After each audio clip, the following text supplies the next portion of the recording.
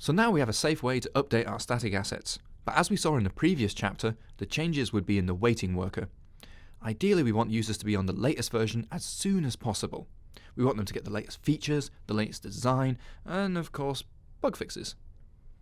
But as we saw, when a new worker is discovered, it waits until all pages using the current version go away before it can take over. And that could be a long time. Let's do something better.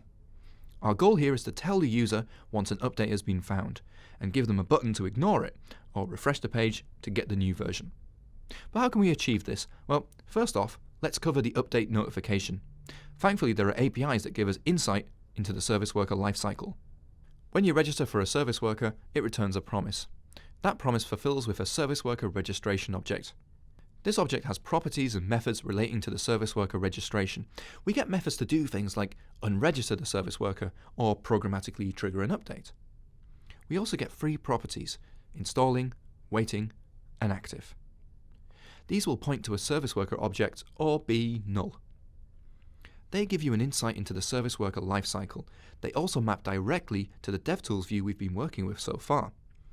This DevTools view is actually just looking at these registration objects. For example, if there's a service worker instance in .installing, that tells us there's an update on its way, although it might be thrown away if the install fails. If there's a service worker in .waiting, we know there's an updated service worker ready and waiting to take over. The registration object will emit an event when a new update is found, called, well, update found. When this fires, .installing has become a new worker. On the service worker objects themselves, you can look at their state. The state can be installing, the install event has fired but hasn't yet completed. Installed, the installation completed successfully but hasn't yet activated. Activating, the activate event has fired but not yet complete. Or activated, the service worker is ready to receive fetch events. Oh, and also there's redundant. The service worker has been thrown away.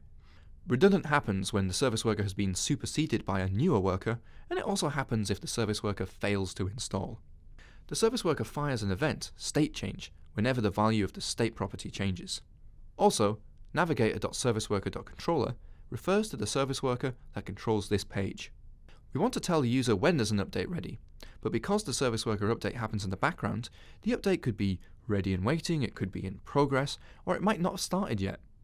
This means we need to look at the state of things when the page loads, but we may also need to listen for future changes. For instance, if there's no controller, that means this page didn't load using a service worker, so they loaded the content from the network. Otherwise, we need to look at the registration. If there's a waiting worker, there's an update ready and waiting. We tell the user about it. Otherwise, if there's an installing worker, there's an update in progress. Of course, that update may fail, so we listen to the state changes to track it, and if it reaches the installed state, we tell the user. Otherwise, we listen for the update found event. When that fires, we track the state of the installing worker, and if it reaches the installed state, we tell the user. That's how we can tell the user about updates, whether they're already there, in progress, or start sometime later.